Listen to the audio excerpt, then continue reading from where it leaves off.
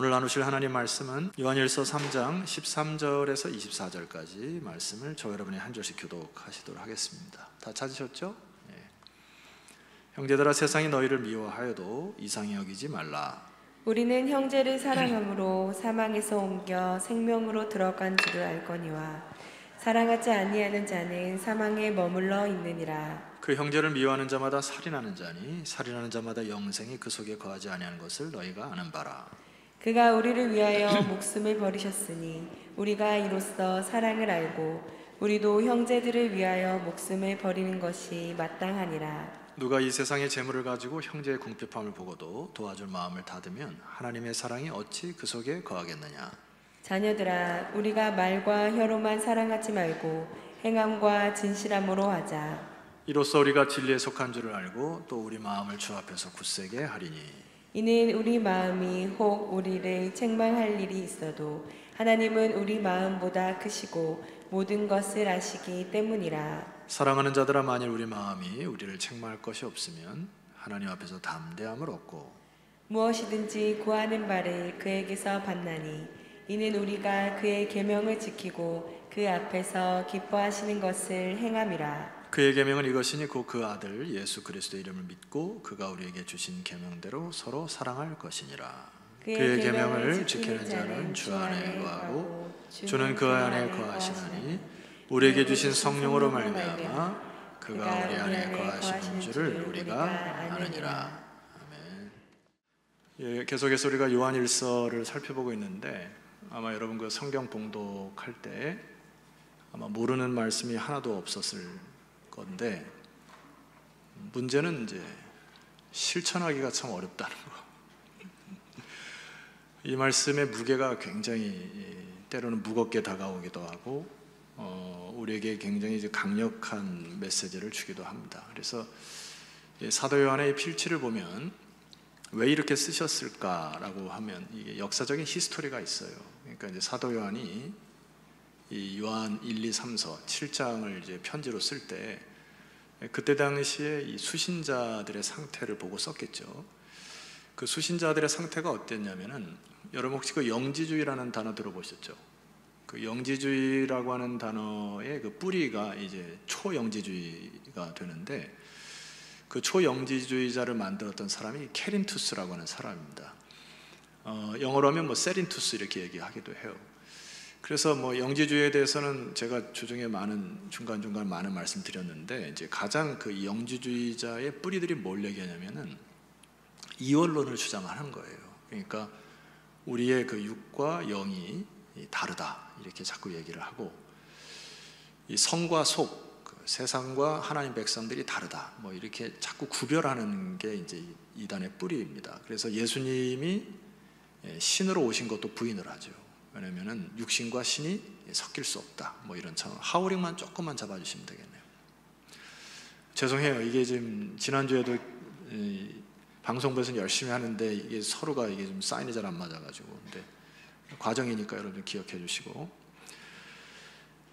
그래서 그 영지주의자들이 얘기했던 그 육과 혼이 이게 다르다 이렇게 얘기하니까 사람들이 그 처음에는 그 사람들을 따라가는데 이렇게 자연스럽게 이제 젖게 되겠죠. 그 살아간가 문화에.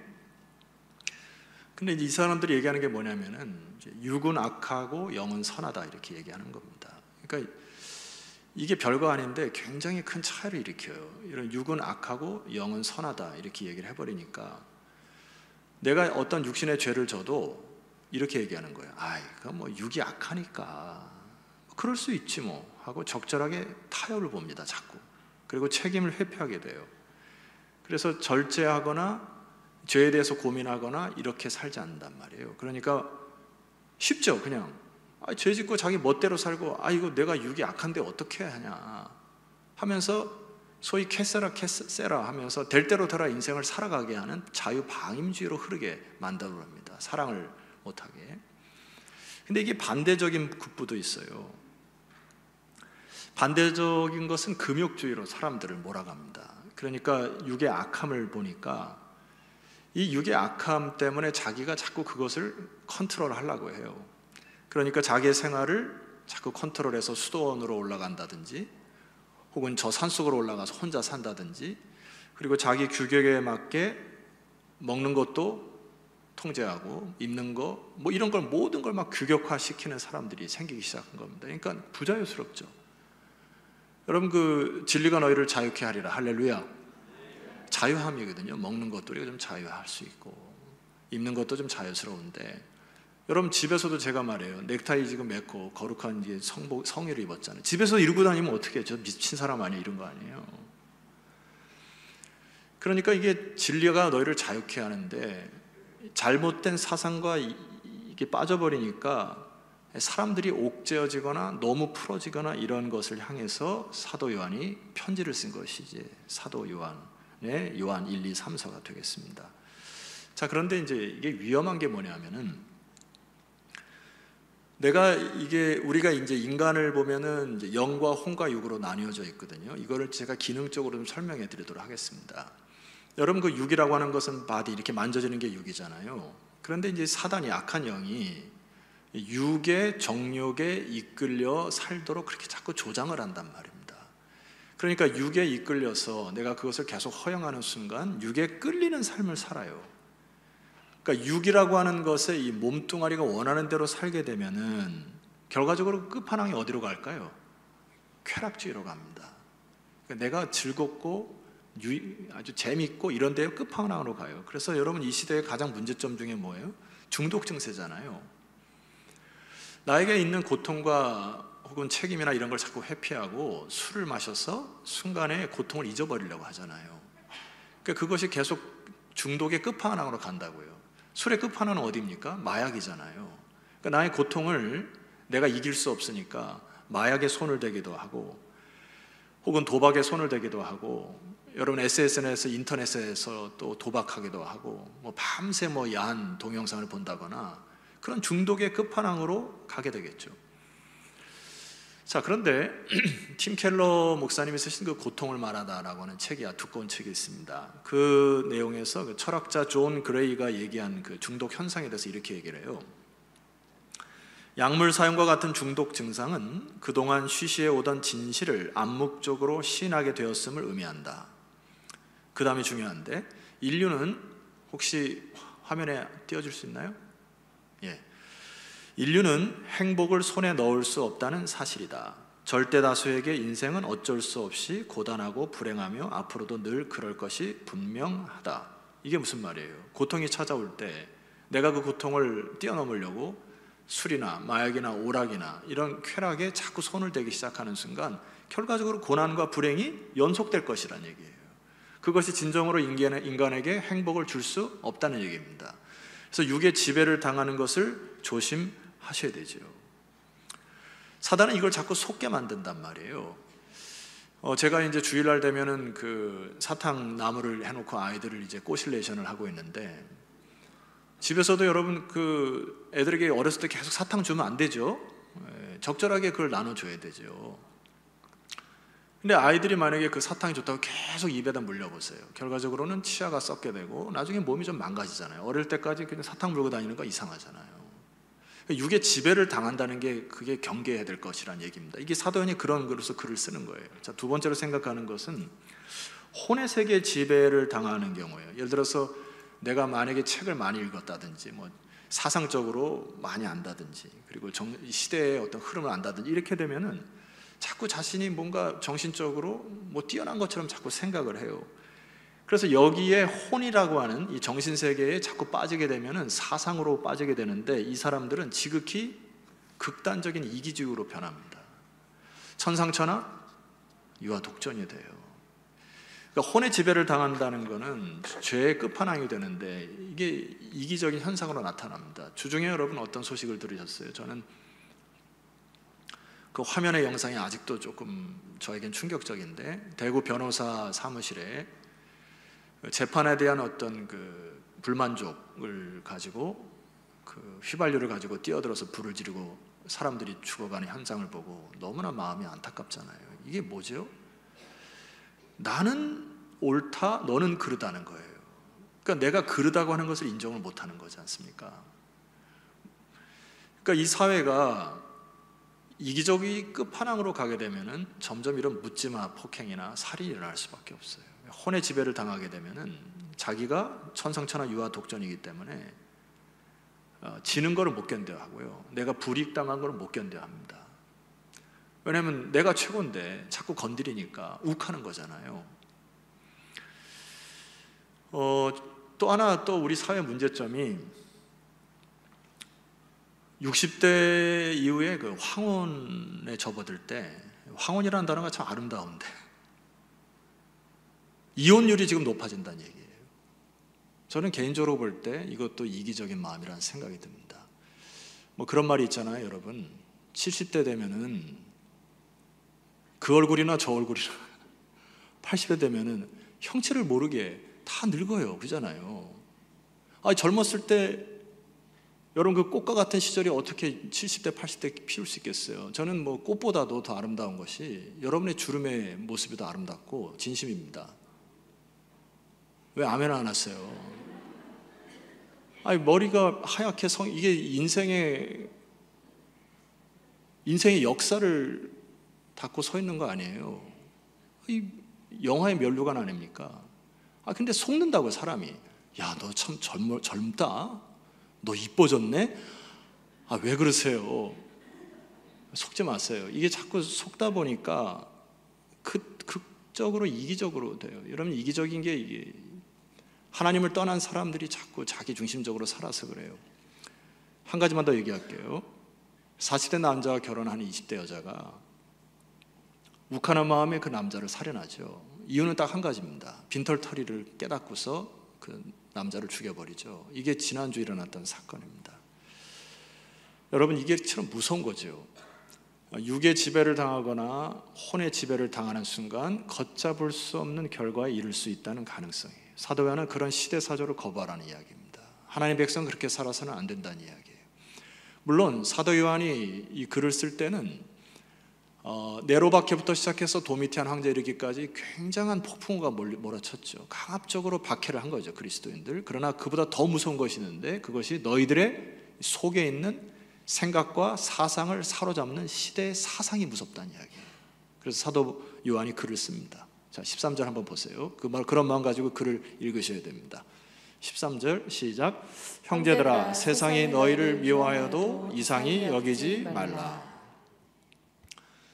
여러분, 세상이 너희를 미워하죠. 여러분, 미움을 당해보신 적 많죠. 근데 사도 요한이 뭐라고 해요? 이상히 여기지 말라는 거예요. 희한하게 말입니다. 다른 곳에서는 소리가 나도 좀 괜찮은데 교회에서 좀만 소리 나면 그냥 곧바로 민원이에요. 주중에도 몇 차례 사무실하고 전화를 하셔가지고 막 소리를 지르고 그랬었어요. 참 힘들었어요. 그런데 이게 이상히 여기지 말라는 이야기입니다. 왜냐하면 생겨먹은 게 다르다는 얘기예요. 출발이 다르다는 얘기를 하는 겁니다. 그게 이제 14절인데, 자, 14절을 우리 함께 읽어봅시다. 시작. 우리는 형제를 사랑함으로 사망에서 옮겨 생명으로 들어간 줄 알거니와 사랑하지 아니하는 자는 사망에 머물러 있느니라. 15절까지. 그 형제를 미워하는 자마다 살인하는 자니 살인하는 자마다 생명이 그 속에 거하지 아니하는 것을 너희가 아는 바라. 자, 그들과 차이가 뭐라고요? 사랑이라고 하는 건데, 하나님 믿지 않는 사람과 우리와 큰 차이가 사랑이라고 한 건데, 이 사랑이라는 단어에 반드시 따라오는 단어가 있어요. 그것이 뭡니까? 생명이라는 단어가 따라와요. 그 14절에 보니까 우리가 형제를 사랑한다는 증거는 사망에서 생명으로 옮겨갔다는 이야기입니다. 그래서 우리의 출발은 하나님 믿지 않는 사람과 다르다는 이야기예요. 이걸 좀 설명드릴게요. 헬라어 단어에 생명을 나타내는 세 가지 단어가 있습니다. 푸시케, 비오스, 그 다음에 갑자기 생각이 안 나네.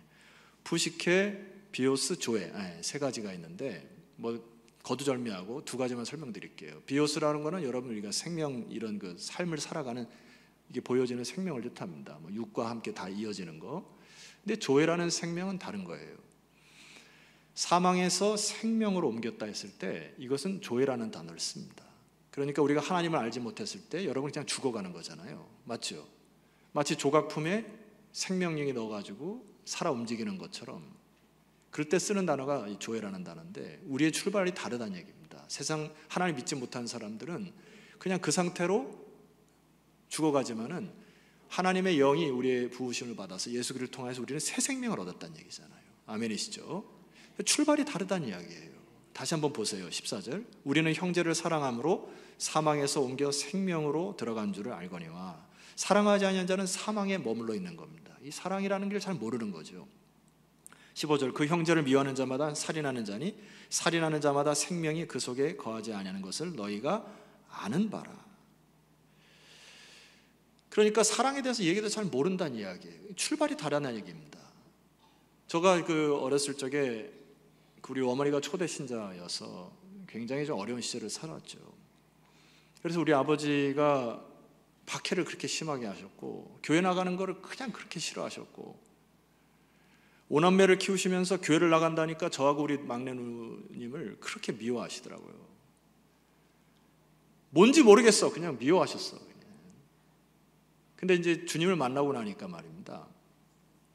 어느 날 이런 사건이 하나 있었어요. 이제 우리 가족들이 이제 해마다 한 번씩 모여가지고 뭐 이렇게 캠핑도 하고 하는데 우리 아들 녀석이 그러더니 아버지, 이래. 할아버지가 뭐라고 말씀하시네요. 그래서 뭐예요? 그랬더니 뭐라고 하시지? 이러니까 야야, 네 아빠 저기 강대상에 서서 설교하는데 저 대학볕에 가서 그냥 있지 말고 선크림 바르고 좀 있어라 해라. 누구보다도 저를 챙기신단 말이에요. 요즘에는. 그때는 이상하게 여긴 거예요. 미워하셨고 막 이랬는데 이게 생명을 얻고 나시니까 관점이 달라지는 거예요. 관점이. 우리가 살아가는 거는 세상 사람도 사랑하며 살고 싶어요.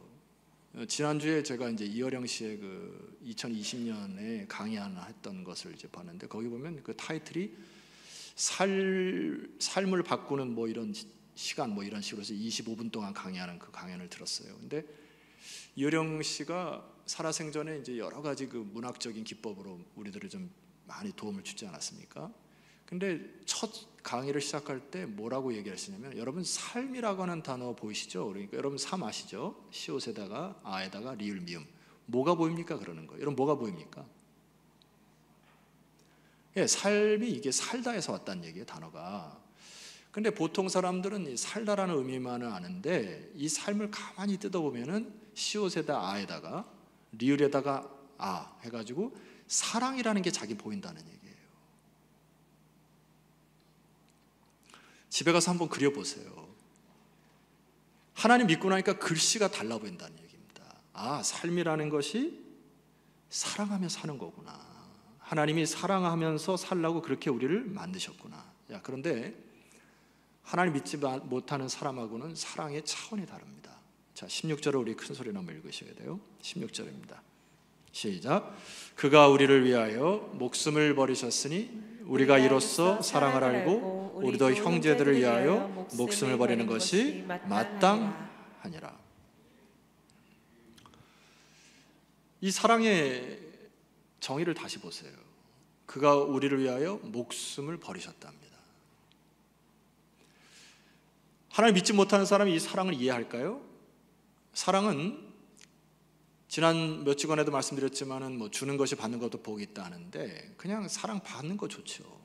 대접받는 거 좋아하고 또 이기적으로 살아가는데 이게 어떻게 다른 사람을 위하여 목숨을 버리는 사랑이 있냐 이 얘기거든요. 질문해 보는 거죠. 내가 저 사람 사랑하는데 목숨 버릴 수 있냐? 선뜻 대답하기 어렵죠. 여러분 쉽지 않죠. 근데 성경은 뭐라고 얘기합니까? 전제가 있다는 얘기예요. 그가 우리를 위하여 목숨을 버리셨으니 이로써 우리가 사랑을 새롭게 알기 시작한다는 얘기예요. 그게 사랑이라는 게 그리스도의 사랑. 그 사랑을 마음속에 믿고 나니까 비로소 우리는 형제들을 위하여서 목숨을 버리는 것이 뭐하다고요? 마땅하다고요. 그렇게 된다고요. 제가 아까 찬송을 부르면서 오직 주의 사랑에 매여 오직 주의 사랑에 매여 이 찬양을 부르는데 머릿속에서 이제 파노라마 같은 영상이 쫙 흐릅니다. 한 7, 8년 전에 애통하는 자는 복이 있나니라고 하는 그 기독교 영상을 봤는데 그게 주마등처럼 쫙 지나면서 가슴이 그냥 이렇게 뜨거움이 막 올라오는데 아프리카의 선교를 하시다가 그가 가진 노트북하고 재산이 몇 개 있는 거를 동네 사람들이 들어와 가지고 이제 들켜 가지고 놀라는 바람에 그 현장에서 아내를 살인을 합니다. 그래서 선교하고 이제 지역에 복음 전하고 돌아왔더니 아내가 피가 흘린 채로 누워서 숨을 진 상황에서 한국에 와서 장례를 치르고 몇 달을 있다가 이 선교사님이 다시 그 땅으로 가면서 찍은 동영상이에요. 울면서 얘기를 해요. 가기 싫어요. 처음에 가기 싫었는데 주께서 나를 위하여 목숨을 버리셨다는 사랑이 나를 다시 움직여서 내 발이 다시 움직이게 되고 내 아내를 죽인 그 현장으로 다시 선교로 출발합니다 하는 그런 결단의 동영상을 보고 많이 울었던 기억이 납니다. 우리가 어떻게 다른 사람을 사랑할 수 있을까요? 그것은 주께서 이렇게 얘기하시는 거예요. 그가 우리를 위하여 목숨을 버리셨으니.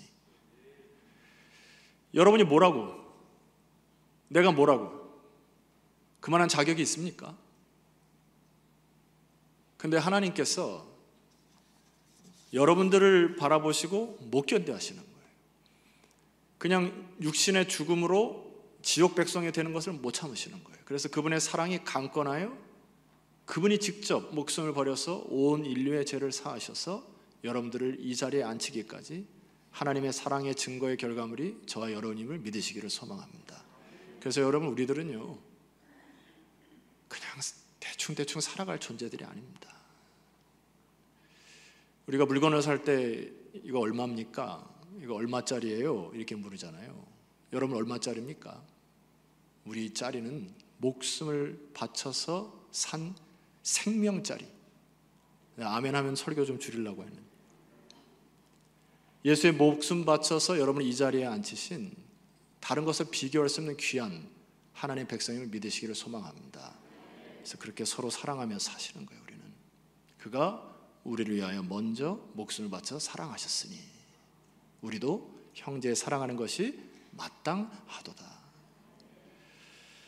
자, 그것이 시대를 거슬러가는 하나님의 사람들이다. 사도 바울이 얘기하는 거죠. 자, 17절 이하에 보면은 이제 구체적으로 우리에게 이렇게 얘기를 합니다. 누가 이 세상의 재물을 가지고 형제의 궁핍함을 보고도 도와줄 마음을 닫으면은 하나님의 사랑이 어찌 그 속에 거하겠느냐. 얼마든지 입으로 할 수 있다는 얘기죠. 입으로 덥게 하라 춥게 하라 할 수 있고 입으로 따뜻하게 하라 할 수 있는데 하나님의 사람들은 그렇게 하면 안 된다. 18절 말씀 보니까 자녀들아 우리가 말과 혀로만 사랑하지 말고 다 같이요 행함과 진실함으로 하자. 우리 아가페만 한번 따라해 볼까요? 행함과 진실함으로 하자. 사랑을 입으로 할 수 있죠. 근데 성경의 내용은 입으로 하는 사랑은 가짜란 이야기입니다. 행함이 없는 사랑은 죽은 사랑이란 이야기고요. 여기 진실함이라고 하는 단어, 중심에 진실함이 없는 사랑은 위선이라는 거예요. 우리가 얼마든지 내가 갖고 있는 잉여 재물로 다른 사람을 도울 수 있습니다. 손을 내밀어서 도울 수 있지만 그 마음속에 사랑함이 없이 긍휼함이 없이 그냥 도와주는 척하는 거는 하나님 보시기에 그 중심을 아신다는 얘기예요. 그건 위선이라는 얘기입니다. 세상 사람들은 얼마든지 그렇게 한다는 이야기예요. 내가 가진 거 좀 내 마음 편하기 위해서 도와줄 얼마든지 구제하고 선교하고 얼마든지 구제하고 봉사한다는 이야기입니다. 그러나 하나님의 백성들은 그리해서는 안 된다는 거예요. 내 마음속에 행함과 진실함을 어떻게 회복할까요? 19절 말씀 보니까 이런 말씀이 있습니다. 이로써 우리가 진리에 속한 줄을 알고 또 우리 마음을 주 앞에서 뭐 하라고요? 굳세게 하라고요. 이게 비결이에요. 여러분, 우리는 사실 나의 의지로 다른 사람을 내 목숨까지 내어주듯 사랑하게 할 존재가 아닙니다. 그렇게 할 수가 없어요. 그러나 우리가 우리 마음을 주 앞에 굳세게 할 때, 주 앞에서 나의 모든 생각과 사상을 사로잡기 시작할 때 에너지가 속에서 터져나온다는 얘기입니다. 21절 이는 우리 마음이 혹 우리를 책망할 일이 있어도 하나님은 우리 마음보다 크시고 모든 것을 아시기 때문이니라.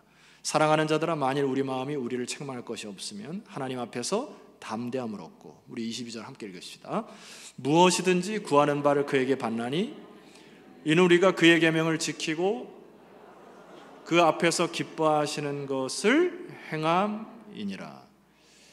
내 안에 진실함이 생긴다면 하나님 앞에서 구하는 것을 구하는 즉시 받는다는 거예요. 여러분 그 은총을 사모하시죠? 우리가 기도한다는 게 뭡니까? 내가 하나님과 사귄다는 게 뭐예요? 22절 하반절에 보니까 이런 표현이 있어요. 우리가 그의 계명을 지키고 그 앞에서 기뻐하시는 것을 행한다. 하나님의 뜻을 알고 하나님의 선하심을 알고 하나님과 깊은 사귐이 있다 보니까 주님이 기뻐하는 자리에 내가 가고 주님이 기뻐하는 자리에 내가 순종하고 주님이 기뻐하는 것에 내가 재물을 사용하고 나의 에너지를 쓰다 보니까 하나님 뭐라고 얘기하는 거예요? 아, 저 자식 진짜인데? 제가 나를 사랑하는데? 그러니까 그 사랑하는 자식이 기도를 하니까 하나님 들어주시는 거예요. 아, 쟤는 물질을 보도 허튼 데 쓰지 않을 자식이야. 아, 쟤는 이런 달란트 재능을 막 부어줘도 쟤는 딴 데 쓰지 않고 사랑을 흘려보낼 내 자식이야 하고 하나님이 무엇이든지 구하는 바를 그에게 받는다는 약속을 해주십니다. 아멘이십니까? 여러분 주 앞에서 진실함을 회복하시기를 소망합니다. 부부라는 게 뭐예요?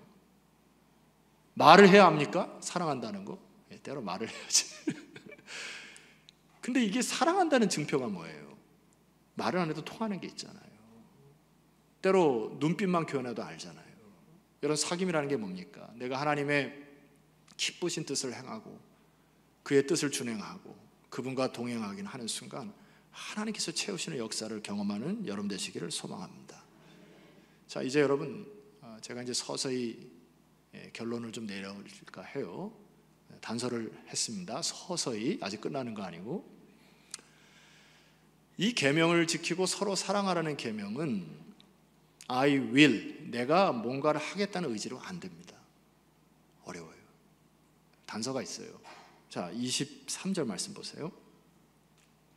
그의 계명은 이것이니 곧 그 아들 예수 그리스도의 이름을 뭐하고? 믿고입니다. 여러분 믿음이 전제가 돼야 되는 겁니다. 예수 그리스도가 나를 위하여 목숨을 바쳐서 우리를 사랑하신다는 것을 믿어질 때 에너지가 올라오는 거잖아요. 여러분 믿음이라는 걸 다시 한번 정의를 한번 해봅시다. 유명한 그 과학자가 있는데 우리나라에 말은 안 하겠어요. 근데 이분이 그 하나님을 막 믿고 나서 이제 이 삶이 바뀌고 생각이 변하면서 이런 얘기를 해요. 자기가 예전에 믿었던 빅뱅 이론 아십니까? 온 우주가 처음에 시작할 때 뭔가 알지 못하는 원자가 팍 터져가지고 전 세계에 흩어졌다는 얘기 아니에요? 온 우주에. 그게 빅뱅 이론이거든요. 근데 이분이 가만히 보니까 빅뱅 이론도 띠오리, 가설이라는 이야기입니다. 팩트가 아니란 이야기예요, 그거를. 근데 과학자들이 빅뱅 이론이 있을 것이다, 있었을 것이다 하고 믿음으로 전제하고 시작한다는 얘기예요. 좀 긴가민가해서 하나만 더 말씀드릴게요. 진화론은 여러분 어떠세요? 진화론이 사실입니까? 아니잖아요. 그런데 진화론을 믿는 사람들이 끝까지 가는 이유가 뭐예요? 진화론이라고 하는 것을 가설로, 이론으로 만들어 놓고 그것을 믿음으로 가지고 시작하는 거 아닙니까? 여러분 어떤 믿음의 전제로 출발하는 것이 인생을 바꿔놓는단 말이에요. 태초에 하나님이 천지를 창조하심을 믿습니까? 여러분 우리는 천지 창조한 것이 볼 수도 없었고 그걸 만질 수도 없지만 전제가 중요하다는 얘기예요. 보이지 않는 하나님이 천지 만물을 창조하신다는 것을 믿음으로 전제로 깔고 시작할 때 이 세상이 보여지는 각도가 달라지고 내가 하나님 앞에서 기도하는 것들이 응답되어지는 역사를 경험하니까 그 사실 자체는 팩트가 되는 거죠. C.S. 루이스가 이런 유명한 말을 합니다. 그래, 세상에 수많은 사람들이 전제를 깔고 시작한다는 얘기예요. 누구는 빅뱅을 믿고 누구는 진화론을 믿고 누구는 인간 소멸을 믿고 다 그렇게 믿음으로 시작하는데 진정한 믿음이 뭐냐라고 했을 때 하나님 믿는 믿음으로 출발하는데 C.S. 루이스가 얘기를 합니다. 그렇다면은 배팅을 해라. 인생을 살아가면서 가장 큰 배팅이 뭐냐면은 창조주 하나님이 살아계시고 너희들은 그 하나님 믿고 이 세상을 살아가는 그 믿음의 배팅을 하는 순간에 너의 인생은 변할 것이다. 믿음의 도전을 하라는 이야기입니다. 여러분 우리가 형제를 사랑할 때 그리스도 예수께서 여러분을 목숨 바쳐 사랑하는 것을 믿음으로 전제를 깔고 시작하시기를 주 이름으로 축원합니다. 그것이 우리를 살리는 거예요. 자, 그 다음 말씀 보세요. 하반절에 23절 하반절. 그가 우리에게 주신 계명대로 서로 사랑할 것이니라. 그래야 서로 사랑할 수 있다. 자, 24절 우리가 힘쓰고 애써야 될 것이 있습니다. 24절 함께 읽읍시다. 그의 계명을 지키는 자는 주 안에 거하고 주는 그의 안에 거하시나니 우리에게 주신 성령으로 말미암아 그가 우리 안에 거하시는 줄을 우리가 아느니라. 결과적으로 우리가 주의 계명을 지킨다 했을 때, 서로 사랑한다는 말에 순종할 때 우리는 주님과 거한다. 거한다는 단어는 메노라는 헬라어 단어로서 이것은 거주한다, 함께 동행한다 이런 뜻입니다. 결과적으로 우리가 주님과 거하고 동행하고 그 안에 머물기 시작할 때, 계속해서 사도 요한이 강조하잖아요. 그 앞에서 주님 앞에서 나의 생각과 사상을 사로잡고, 이것을 이제 제가 이렇게 표현합니다. 처음에 육으로 지배당하는 삶은 쾌락의 끝판으로 간다 얘기 말씀드렸어요. 동의하시죠? 여러분, 많은 사람들이 그렇게 살아요. 정신세계, 혼의 세계의 지배를 받는 사람들은 극도의 이기주의적인 인생으로 살아갑니다. 그렇게 살아가는 게 보이지 않아요? 근데 주 안에 거한다, 머문다라는 의미는 뭐예요? 하나님의 영의 지배를 당한다는 이야기입니다. 나의 생각과 나의 뜻이 아니라 하나님 앞에서, 주님 앞에서 머물므로 하나님의 영의 controlled by, 하나님의 영이 지배를 하여 내가 가고자 하는 것을 성령께서 가로막아 성령이 인도하는 대로 살아가는 것이 영의 지배예요. 여러분, 이 영의 지배를 당하시기를 주의 이름으로 축원합니다. 이게 우리의 인생의 최대 행복인 거예요. 그래서 사도 바울도 이와 동일한 얘기를 이렇게 얘기해요. 제가 이제 이 말씀만 좀 풀고 결론을 내릴까 합니다. 로마서 12장 1절 말씀 보니까, 그러므로 형제들아, 내가 하나님의 모든 자비하심으로 너희를 권하노니, 이 권한다는 단어는 그냥 권면하다는 단어가 아니에요. 호소한다는 얘기입니다. 너희들에게 내가 중심으로 호소할 내용이 있는데, 너희 몸을 하나님이 기뻐하시는 거룩한 산제물로 드리라. 이는 너희의 드릴 무슨 예배예요? 영적 예배니라. 그러니까 영적으로 지배를 당해야 된다는 얘기예요. 하나님의 영의 충만함으로 인생을 살아가야 된다는 얘기입니다. 이 하나님의 영의 충만함으로 살아가기 위해서 여러분 부탁하고 호소하는 내용이 2절에 나옵니다. 이 부분을 여러분 읽고 제가 설명해 드릴게요. 준비 시작. 너희는 이 세대를 본받지 말고 오직 마음을 새롭게 함으로 변화를 받아 하나님의 선하시고 기뻐하시고 온전하신 뜻이 무엇인지 분별하도록 하라. 이거 화면을 올려놔 주시고요. 너희는 이 세대를 본받지 말라.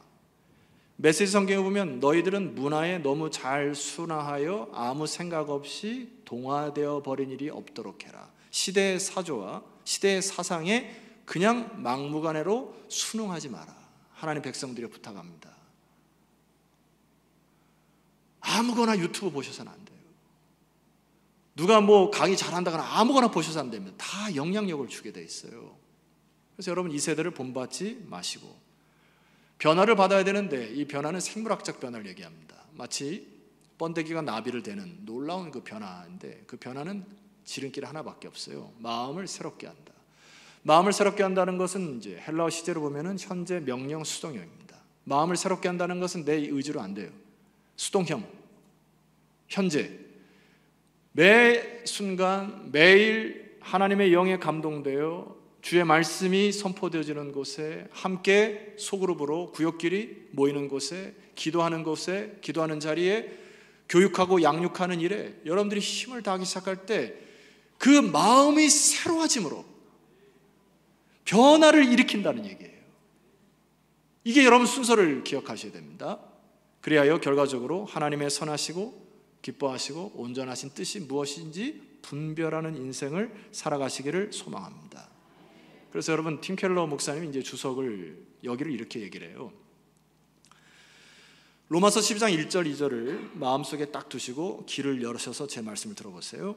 이 말은 우리가 단지 참된 것을 생각하는 것이 아니라, 그러니까 내가 막 참된 것을 생각하는 것이 아니라 우리 마음을 지배하는 영향력의 방향을 바꾸라는 이야기입니다.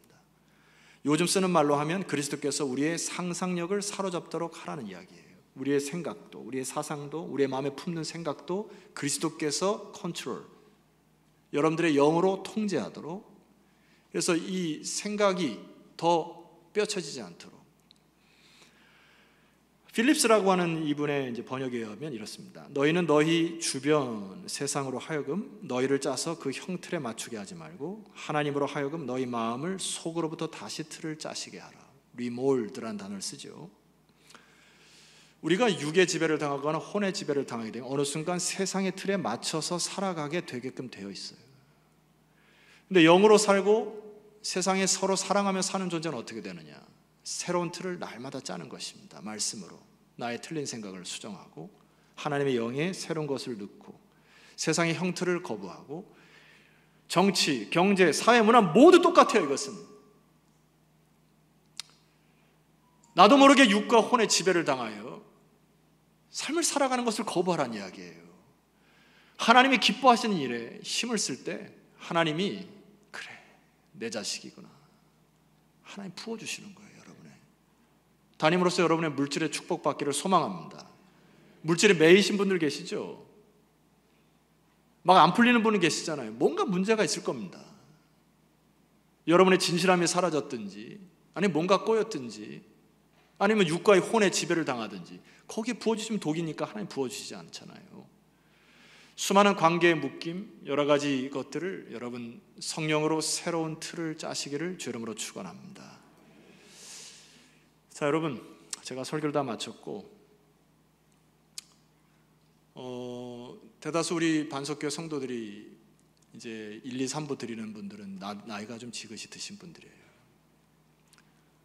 나이가 들고 나니까 조금 육신이 이렇게 쇠퇴하고 머리가 쇠하고 주름이 자글자글 지고 하니까 좀 꿀꿀하시죠? 에이, 꿀꿀하시잖아. 저도 왕년에는 축구를 하면 중원에서 지배를 했는데요. 요즘에는 관절이 아파가지고 계단 올라올 때도 한 박자 쉬고 올라와야 돼요. 뭐 육신이 후패하는데 좀 꿀꿀하긴 해요.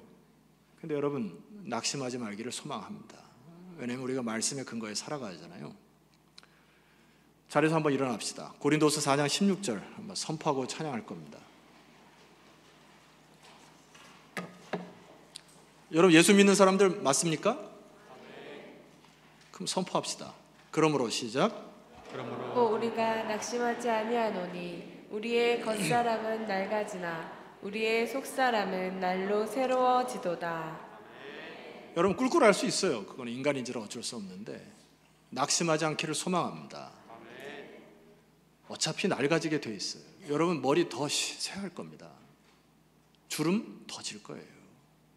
그리고 샥신이 계속 쑤실 겁니다. 관절도 더 고장 날 거예요. 어떡하겠어요? 그러나 믿음으로 살아가는 게 뭐예요? 우리의 겉사람은 후패하지만 성령으로 하나 되어 청년 갈렙. 나이가 든 게 무슨 하나님의 선하시고 기뻐하시고 온전하신 뜻을 분별하여 하루하루 기쁘게 살아가면 성령께서 새로웠게 하는 그 일들에 힘쓰시기를 소망합니다. 낙심할 이유가 없잖아요. 우리가 뭐 죽으면 주님 품에 안길 텐데 담대함으로 살아가십시다. 여러분 그렇습니다. 우리는 이 세대를 본받지 말고 오직 마음을 새롭게 함으로 변화를 받아 하나님의 선하시고 기뻐하시고 온전하신 뜻이 무엇인지 분별하여 이 세상을 믿음으로 다스리는 주의 백성임을 믿으십니까? 말씀에 의지하여 주여 믿음으로 일어나 힘을 합하여 작은 물들이 모여 물줄기를 이루듯이 주님의 교회가 그런 사명 감당하게 하시고 나의 인생도 쓰임받는 인생 되게 하옵소서. 합심하여 기도하며 나아갑니다. 기도합시다.